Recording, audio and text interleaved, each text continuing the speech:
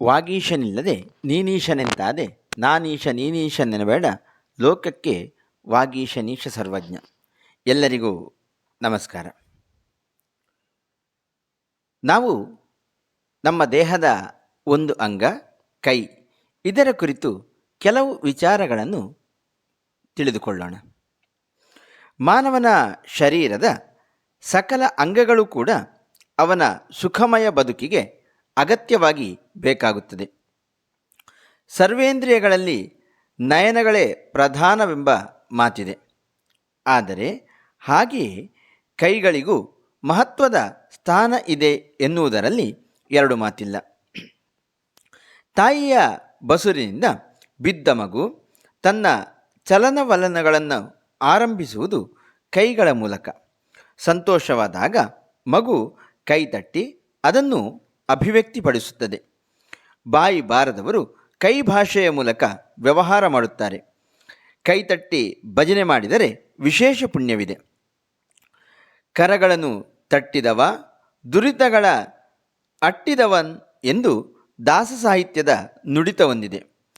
ಕರಗಳೇ ಫಲ ಶಿರವಿದೆ ಚೆಂದೆಂಗೆಂದು ಪರಮಾತ್ಮನಲ್ಲಿ ವಿನೀತ ಭಾವ ತೋರಿಸುವ ಸೊಲ್ಲು ಕೂಡ ಗಮನಾರ್ಹ. ಸಜ್ಜನರನ್ನು ಆಧರಿಸದ ಕೈ ಮರಗೈ, ಮರುಳ್ಗೈ ಎಂದು ಸಮಾನ ಎಂಬುದಾಗಿ ನೀತಿವಾಕ್ಯವಿದೆ. ಕೈಗಳಿಗೆ ದಾನವೇ ಭೂಷಣವಂತೆ. ಕೈಗಳಲ್ಲಿ ಕೆಲವು ರೇಖೆಗಳಿರುತ್ತವೆ.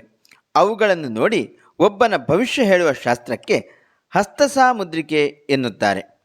ನಮಗಿರುವುದು 2 ಕೈಗಳು. ಮಹಾವಿಷ್ಣು ದೇವರಿಗೆ 4 ಕೈಗಳಿವೆ. 20 ತೋಳುಗಳಿದ್ದವ ರಾವಣೇಶ್ವರ. ಕಾರ್ತವೀರ್ಯಾರ್ಜುನ ಗುರುಗಳ ಅನುಗ್ರಹದಿಂದ 1000 ಕೈಗಳನ್ನು ಹೊಂದಿದ್ದ. ಶ್ರೀದೇವಿಗೆ 8 ಭುಜಗಳಿವೆ. ಪ್ರಾತಃ ಕಾಲ ಎದ್ದು ತಕ್ಷಣ ಕೈಗಳನ್ನು ತಿಕ್ಕಿ ಆ ಶಾಖವನ್ನು ಆಸ್ವಾದಿಸುವುದು ಆರೋಗ್ಯಕರ ಎಂಬ ಹಳೆಯ ನಂಬಿಕೆ ಇದೆ. ಹಾಗೆ ಮಾಡುವಾಗ ಕರಾಗ್ರೆ ವಸತೆ ಲಕ್ಷ್ಮಿ, ಕರಮಧ್ಯೆ ಸರಸ್ವತಿ, ಕರಮೂಲೆ ಸ್ಥಿತೇ ಗೌರಿ ಎಂಬ ಸ್ತೋತ್ರವಾಕ್ಯವನ್ನು ಹೇಳಬೇಕು. ಹಳೆಯ ವಿದ್ವಾಂಸರೊಬ್ಬರು ಇದಕ್ಕೊಂದು ಟಿಪ್ಪಣಿ ಹೇಳಿದ್ದುಂಟು. ಅಂಗೈ ತುದಿಯಲ್ಲಿ ಲಕ್ಷ್ಮಿ ಅಂದರೆ ಸಂಪತ್ತು ನೆಲೆಸಿದರೆ ಧಾರಾಳ ದಾನ ಧರ್ಮಗಳನ್ನು ಮಾಡಬಹುದು. ವಿದ್ಯಾದಿ ದೇವತೆ ಸರಸ್ವತಿ ಕೈಯ ಮಧ್ಯದಲ್ಲಿ ಭದ್ರವಾಗಿರಬೇಕು ಎಂದರೆ ಕಲಿತ ವಿದ್ಯೆ ಮರೆತು ಹೋಗಬಾರದು. ಕೈಯ ಬುಡದಲ್ಲಿ ಶಕ್ತಿ ಸ್ವರೂಪೆ ಗೌರೀದೇವಿ ಸನ್ನಿಹಿತೆಯಾಗಿ ಕೈಯಲ್ಲಿ ಮಾಡುವ ಕೆಲಸಗಳಿಗೆ ಬಲ ಭರಿಸಬೇಕು. ಮಗು ತಾಯಿಯ ಹೊಟ್ಟೆಯಿಂದ ಭೂಮಿಗೆ ಬರುವಾಗ ತಲೆ ಮೊದಲು ಬರುವುದು ಪ್ರಕೃತಿ ನಿಯಮ. ಆದರೆ ಅಪರೂಪಕ್ಕೊಮ್ಮೆ ಕಾಲು ಮೊದಲು ಬರುವುದಿದೆ. ಹಾಗೆ ಹುಟ್ಟಿದವರ ಕೈಗಳಿಗೆ ಅಗೋಚರವಾದ ಒಂದು ಶಕ್ತಿ ಇದೆ ಎಂದು ಬಲ್ಲವರ ಅಂಬೋಣ. ಯಾರಿಗಾದರೂ ಮೈಕೈ ನೋವು, ಕಾಲಿನ ಸೆಳೆತಗಳು ಇದ್ದರೆ ಇವರ ಕೈಗಳಿಂದ ಎಣ್ಣೆ ತಿಕ್ಕಿಸಿದರೆ ಉಪಶಮನ ಆಗುವುದು ಎಂಬ ನಂಬಿಕೆ ಈಗಲೂ ಇದೆ. ಕೈಗಳನ್ನು ಕವಿಗಳು ಮರಿಯಾನೆಯ ಸುಂಡಿಲಿಗೆ ಹೋಲಿಸುತ್ತಾರೆ. ಉಗುರು ತುದಿಗಳು ಕೇದಗೆ ಹೂವೆಂದು ಬಣ್ಣಿಸುತ್ತಾರೆ. ಭಸ್ಮಾಸುರನ ಉರಿಹಸ್ತದ ಕತೆ ಎಲ್ಲರಿಗೂ ಗೊತ್ತೇ ಇದೆ. ಕೈಗಳೆರಡು ಸಮಾನವಾದರೂ ಎಡಗೈ ಬಲಗೈ ಎಂದು ಪ್ರತ್ಯೇಕಿಸಬಹುದು. ಬಲಗೈಯಲ್ಲಿ ನಾವು ಎಲ್ಲ ಕೆಲಸಗಳನ್ನು ಮಾಡುತ್ತೇವೆ. ಅದು ಊಟ ಮಾಡುವ ಕೈ. ಕೆಲವರಿಗೆ ಎಡಗೈ ಪ್ರಧಾನವಾಗಿರುವುದೂ ಉಂಟು. ಅವರನ್ನು ಪಿಚ್ಚ ಕೈಯವನೆಂದು ಹೇಳುತ್ತಾರೆ. ಎಡಗೈಯಲ್ಲಿ ಬರೆಯುವವರು ಇರುತ್ತಾರೆ. ಎರಡೂ ಕೈಗಳಲ್ಲಿ ಸಮನಾಗಿ ಕೆಲಸ ಮಾಡಬಲ್ಲ ಸಮರ್ಥರಿದ್ದರು. ಮಹಾಭಾರತ ಕಾಲದಲ್ಲಿ ಅರ್ಜುನನು ಕೈಗಳು ಎರಡರಲ್ಲೂ ಶರಪ್ರಯೋಗ ಮಾಡುತ್ತಿದ್ದನಂತೆ. ಹಿರಿಯ ಸಂಶೋಧಕ ರಾಷ್ಟ್ರಕವಿ ಮಂಜೇಶ್ವರ ಗೋವಿಂದ ಪೈಗಳು ಎರಡೂ ಕೈಯಲ್ಲಿ ಬರೆಯುತ್ತಿದ್ದರು ಎಂದು ಹೇಳುತ್ತಾರೆ. ಎಡಗೈಯಲ್ಲಿ ಕೊಡಬಾರದು, ತೆಗೆದುಕೊಳ್ಳಬಾರದು ಎಂಬ ನಿಯಮವಿದೆ. ಬಲಗೈ ಬಂಟನೆಂದರೆ ಹತ್ತಿರದ ಸ್ನೇಹಿತ. ಹೀಗೆ ಕೈಗಳಿಗೆ ಸಂಬಂಧಿಸಿದ ತುಳು ಕನ್ನಡ ಭಾಷೆಗಳಲ್ಲಿ ಅನೇಕ ನೀತಿವಾಕ್ಯಗಳಿವೆ.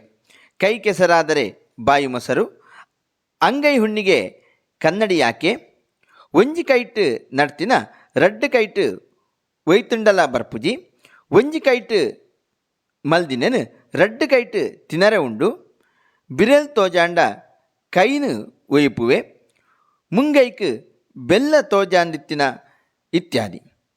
ಒಂದು ಕೆಲಸ ಬಹಳ ಸುಲಭ ಎನ್ನುವುದಕ್ಕೆ ಕರತಲಾಮಲಕ ಎಂದು ಹೋಲಿಕೆ ಕೊಡುತ್ತಾರೆ. ಎಂದರೆ ಅಂಗೈಯಲ್ಲಿದ್ದ ನೆಲ್ಲಿಕಾಯಿ ತಿಂದಂತೆ ಎಂದಾಗುತ್ತದೆ. ಕೈಗಳಿಗೆ ತೋಳಬಂದಿ, ಬಳೆ, ಉಂಗುರ, ಮುಂಗೈ ಸರಪಣಿ, ಪಾಟ್ಲಿ ಇತ್ಯಾದಿ ಆಭರಣಗಳನ್ನು ಧರಿಸುತ್ತಾರೆ. ಮದುವೆಯ ಹಿಂದಿನ ದಿನ ಮದ್ರಂಗಿ ಎಂಬ ಕಾರ್ಯಕ್ರಮವಿರುತ್ತದೆ. ಆ ದಿನ ಅದೇ ಹೆಸರಿನ ಗಿಡದ ಎಲೆಗಳಿಂದ ತೆಗೆದ ರಸದಿಂದ ಮದುಮಗಳ ಕೈಗಳಿಗೆ ವಿವಿಧ ಆಕಾರದ ಚಿತ್ತಾರಗಳನ್ನು ರೇಖಿಸುವ ಕ್ರಮವಿದೆ. ವೈದ್ಯರು ಕೈಯ ನಾಡಿ ಹಿಡಿದು ಆರೋಗ್ಯ ತಪಾಸಣೆ ಮಾಡುತ್ತಾರೆ. ಹಿರಿಯರು ತಮಗೆ ಕಿರಿಯರ ಮೇಲಿದ್ದ ಕೋಪ ತಾಪಗಳನ್ನು ಬಿಟ್ಟಿದ್ದೇವೆ ಎನ್ನುವುದನ್ನು ತಲೆಯಿಂದ ಕಾಲಿನವರೆಗೆ ತಮ್ಮ ಕೈಗಳಿಂದ ಪೂಸಿ ವ್ಯಕ್ತಪಡಿಸುವುದು ಸಂಪ್ರದಾಯ. ತಾಯಿಗೆ ಹೊಡೆದವರ ಮತ್ತು ಬೆಕ್ಕು ಕೊಂದವರ ಕೈಗಳಿಗೆ ನಡುಕ ಪ್ರಾರಂಭವಾಗುತ್ತದಂತೆ. ಒಂದು ಜಗಳದಲ್ಲಿ ಕೈ ಸಾಗದೆ ಹತಾಶ ಭಾವನೆ ಹೊಂದುವವರು ಶಾಪವಾಕ್ಯಗಳನ್ನು ಹೇಳುತ್ತಾ ಎರಡೂ ಕೈಗಳನ್ನು ನೆಲಕ್ಕೆ ಬಡಿಯುವುದನ್ನು ನೆಲಕೈದರ್ಪುನು ಎನ್ನುತ್ತಾರೆ. ಒಂದು ಪುಟ್ಟ ಮಗು ಕರೆದವರ ಕೈಗೆ ಹೋಗಿ ಖುಷಿ ಪಡುವುದನ್ನು ಕೈಪರೆಗಾಡಿದ ಎಂದು ಹೇಳುವುದಿದೆ. ರುದ್ರಭಟ್ಟ ಕವಿಯ ಜಗನ್ನಾಥ ವಿಜಯ ಕಾವ್ಯದಲ್ಲಿ ಶ್ರೀಕೃಷ್ಣನ ಬಾಲಲೀಲೆಗಳನ್ನು ಬಣ್ಣಿಸುವಾಗ ಮುರಾರಿ ಕೈ ಸೆರೆಗಾಡಿದಂ ಎಂದು ಹೇಳಿದ್ದುಂಟು. ಮಗು ಹುಟ್ಟಿ 1-2 ತಿಂಗಳು ಮುಷ್ಟಿ ಬಿಗಿದು ಮುಚ್ಚಿಕೊಂಡಿರುತ್ತದೆ. ತನ್ನ ಮುಷ್ಟಿಗಳನ್ನು ಬಿಡಿಸುವಲ್ಲಿಂದ ಮುಂದಿನ ಚಲನವಲನಗಳನ್ನು ಆರಂಭಿಸುತ್ತದೆ. ಮಡಚಿದ ಬೆರಳ ಬುಡವನ್ನು ಕೈತ ಮುಟ್ಟೆ ಎಂದು ಹೆಸರಿಸುತ್ತಾರೆ. ಯಾವುದಾದರೊಂದು ಕೆಲಸಕ್ಕೆ ಹಣ ಕೊಟ್ಟು ಕೆಲಸವೂ ಆಗದೆ ಹಣವೂ ಹಿಂದೆ ಬರದಿದ್ದರೆ ಜಿಂಜಿಲ ಉಜ್ಜಿ ಜಿಂಜಿಗೆ ಬಾರ್ದಿನ ಕೈಲಾ ಇಜ್ಜಿ ಎಂಬ ಉಪಮೆ ತುಳು ಭಾಷೆಯಲ್ಲಿ ಹೇಳುವುದಿದೆ. ಅಂದರೆ ಏಡಿ ಹಿಡಿಯಲು ಬಿಲದೊಳಗೆ ಕೈ ಹಾಕಿದಾಗ ಅದು ಕಚ್ಚಿ ಓಡಿ ಹೋದಾಗ ಈ ಮಾತು ಅನ್ವಯಿಸುತ್ತದೆ. ಕೈ ವಿಷವೆಂದರೆ ಮಾನವನನ್ನು ನಿಧಾನವಾಗಿ ಕೊಲ್ಲುವ ಒಂದು ವಿಷ. ಇದಕ್ಕೆ ಮದ್ದು ಎಂದು ಹೆಸರಿದೆ. ಇದನ್ನು ತಯಾರಿಸಿ ಆಹಾರದೊಟ್ಟಿಗೆ ಬೆರೆಸಿ ಕೊಡುವ ಕೆಲವು ಕುಟುಂಬಗಳಿರುತ್ತವೆ. ಅವರು ಆಗಾಗ ಇದನ್ನು ನೀಡುವ ಕೆಲಸ ಮಾಡಲೇಬೇಕೆಂಬ ನಿಯಮವಿದೆ. ಊಟದ ಎಲೆಗೆ ಉಪ್ಪು ಬಡಿಸಿದರೆ ಮದ್ದು ಹಾಕಿದರೂ ನಾಟುವುದಿಲ್ಲ. ನಮಗೆ ಸಂಶಯ ಬಂದರೆ ಸ್ವಲ್ಪ ಉಪ್ಪನ್ನು ಕೇಳಿ ಬರಿಸಿಕೊಳ್ಳಬೇಕಂತೆ. ಒಬ್ಬನಿಗೆ ಕೈಮದ್ದು ಬಿದ್ದಿದೆಯೋ ಎಂದು ಪರೀಕ್ಷೆ ಮಾಡಲು ಜಾನಪದ ರೀತಿಯ ಉಪಾಯಗಳಿವೆ. ಯಾರ ಹೊಟ್ಟೆಗಾದರೂ ಕೈ ವಿಷ ಸೇರಿದೆ ಎಂಬ ಅನುಮಾನ ಬಂದಾಗ ತುರಿಸುವ ಕೆಸುವಿನ ಕಾಂಡದ ರಸವನ್ನು ಅವನ ಹೊಕ್ಕುಳಿಗೆ ಬಿಡಬೇಕು. ಆಗ ಅವನ ಹೊಕ್ಕುಳಿನಲ್ಲಿ ತುರಿಕೆ ಉಂಟಾಗದಿದ್ದರೆ ಕೈ ವಿಷ ಬಿದ್ದಿದೆ ಎಂದು ತಿಳಿಯಬೇಕು. ಹಾಗೆಯೇ ಬೆಳ್ಳಿಯ ವಸ್ತುವಿನಿಂದ ಅಂಗೈಗೆ ತಿಕ್ಕಿದಾಗ ಪೆನ್ಸಿಲ್ನಲ್ಲಿ ಎಳೆದ ಗೆರೆಯಂತೆ ಕಂಡರೆ ಕೂಡ ಹೊಟ್ಟೆಯಲ್ಲಿ ಕೈಮದ್ದು ಇದೆ ಎಂದರ್ಥ. ಕೈಮದ್ದನ್ನು ತೆಗೆಯಲು ಮದ್ದು ಕೊಡುವವರಿದ್ದಾರೆ. ಕೈ ಪುಲ್ಸು ಎಂದರೆ ಕೈಗಿಳಿರುವ ವಿಶಿಷ್ಟ ಗುಣ. ಇದರಲ್ಲಿ ಒಳಪುಲ್ಸು ಮತ್ತು ಹೊರಪುಲ್ಸು ಎಂದಿದೆ. ಒಳಪುಲ್ಸಿನವರಿಂದ ಸಾಲ ಪಡೆದರೆ ಅಥವಾ ಏನಾದರೂ ವಸ್ತುಗಳನ್ನು ತಂದರೆ ಹಿಂದೆ ಕೊಡಲು ಕಷ್ಟವಾಗುತ್ತದೆ. ಹೊರಪುಲ್ಸಿನವರಿಂದ ಪಡೆದರೆ ಹಿಂತಿರುಗಿಸಲು ಸುಲಭವಾಗುತ್ತದೆ. ಒಳ್ಳೆಯ ಪುಲ್ಸಿನವರು ಕೊಟ್ಟ ನಾಣ್ಯಗಳನ್ನು ರಕ್ಷಿಸಿ ಇಟ್ಟುಕೊಳ್ಳುವ ಸಂಪ್ರದಾಯವಿದೆ. ಎರಡೂ ಕೈಗಳನ್ನು ಮೇಲೆತ್ತಿ ನಿಲ್ಲುವುದು ಶರಣಾಗತಿಯ ಸಂಕೇತ. ಕೈಧಾರೆ ಮೊದಲನೇ ಮದುವೆ. ಇದನ್ನು ಪಾಣಿಗ್ರಹಣವೆಂದು ಹೆಸರಿಸುತ್ತಾರೆ. ಗಂಡು ಹೆಣ್ಣುಗಳಿಬ್ಬರಿಗೂ ಆಗುವ ಸರಳ ರೀತಿಯ ಎರಡನೇ ವಿವಾಹವೆಂದರೆ ಕೈಪತ್ತಾವನು. ಇದು ಇತ್ತೀಚೆಗೆ ನಿರಾಳವಾಗುತ್ತಾ ಬಂದಿದೆ. ಮಡಕೈಟ್ ಕಕ್ಕೆದೇರನಾಯೇ ಅತ್ತು. ಇದು ಒಬ್ಬನ ಮಹಾಜಿಪುಣತನವನ್ನು ಸೂಚಿಸುವ ಪದ ಸಮೂಹ. ಊಟ ಮಾಡುವಾಗ ಬಂದ ಕಾಗೆಯನ್ನು ಎಂಜಲು ಕೈಯಿಂದ ಓಡಿಸುವಾಗ ಕೈಯಲ್ಲಿ ಅಂಟಿದ ಅನ್ನದ ಅಗುಳು ಕಾಗೆಯ ಪಾಲಾಗುತ್ತದೆ. ಅದಕ್ಕೆ ಆಸೆ ಮಾಡುವ ಮನುಷ್ಯರಿಗೆ ಈ ಮಾತು ಸಲ್ಲುತ್ತದೆ. ಕೈ ಗಿಡ್ಡದವನೆಂದರೆ ಹಣ ಖರ್ಚು ಮಾಡಲು ಬಹಳ ಲೆಕ್ಕಾಚಾರ ನೋಡುವವ.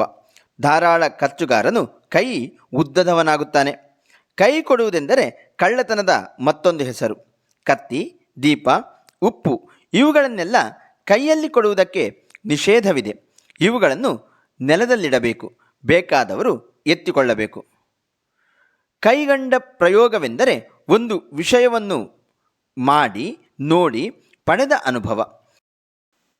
ಎರಡು ಕೈಗಳಿಂದ ತಲೆ ತುರಿಸಿಕೊಳ್ಳುವುದು ಅಪಶಕುನ. ರಾತ್ರಿ ಕೈಗಳ ಉಗುರು ತೆಗೆಯಬಾರದು. ಕೈ ಬಿತ್ತು ಹಾಕುವುದೆಂದರೆ ಒಂದನೇ ಬೆಳೆಗೆ ನೇಜಿ ತಯಾರಿಸಲು ಬೀಜ ಬಿತ್ತುವುದು. ಅದಕ್ಕೆ ಪ್ರಶಸ್ತವಾದ ದಿನ ಸಿಗಬೇಕು. ಎರಡನೇ ಬೆಳೆಗೆ ಉತ್ತು ಧಾನ್ಯ ಬಿತ್ತಿ ಹರಿದು ತೆಗೆದ ಬಳಿಕ ಕಲಸಿ ಕೊಳಕೆ ಮಾಡುವುದು ಕೈಮಣ್ಣು ಎಂದಾಗುತ್ತದೆ. ಜೀವನದ ಕ್ರೀಡೆಗಳಲ್ಲಿ ಪಲ್ಲಿಪತ್ತುನು ಎಂಬ ಆಟವಿದೆ. ಇಬ್ಬರು ತಮ್ಮ ಬಲಗೈಯನ್ನು ಹಿಡಿದುಕೊಂಡು ತಿರುಗುತ್ತಾ ಇರುತ್ತಾರೆ. ಬೇರೆಯವರು ಮಧ್ಯಕ್ಕೆ ಸೇರಿ ಹಿಡಿದ ಕೈಗಳನ್ನು ಬಿಡಿಸಬೇಕು. ಆದರೆ ಹತ್ತಿರ ಹೋಗುವಾಗ ಪಲ್ಲಿ ಹಿಡಿದವರು ಮೂಗು ಮುಸುಡು ನೋಡದೆ ಬಡಿಯುತ್ತಾರೆ. ಅದನ್ನು ತಪ್ಪಿಸಿಕೊಂಡು ಪಲ್ಲಿಯ ಮಧ್ಯೆ ಸೇರಿದರೆ ಮತ್ತೆ ಬಡಿಯಬಾರದು. ಈ ಆಟಗಳ ಮೂಲಕ ನಡೆಯುತ್ತದೆ. ನಮ್ಮ ಜಿಲ್ಲೆಯಲ್ಲಿ 10 ಕೈಕಂಬಗಳೆಂಬ ಊರುಗಳಿವೆ. ಅದು 3-4 ರಸ್ತೆಗಳು ಸೇರುವ ಸ್ಥಳ.